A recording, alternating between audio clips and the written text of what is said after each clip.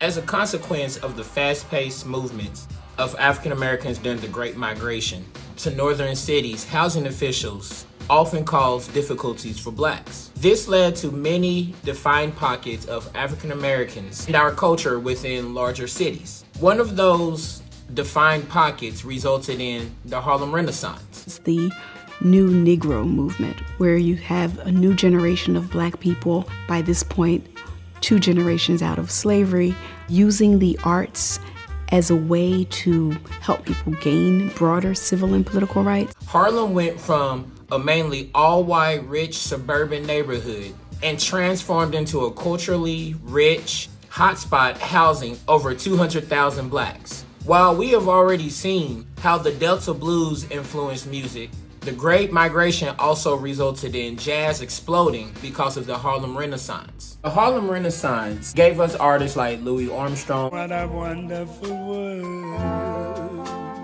Duke Ellington, and many others. With the popularity of jazz exploding, this had a direct influence on music today. In the 90s, rap music went through a transformation when producers began to incorporate jazz music and sample jazz artists in their production. From Nas Whose world is this? The world is yours. The world is yours. It's mine, it's mine. to Diggable Planets, But I'm cool like that.